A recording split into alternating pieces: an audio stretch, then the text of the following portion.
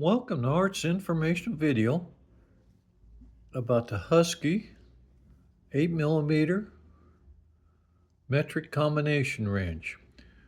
The wrench is marked with 8mm, Husky in the trademark, and 8mm again.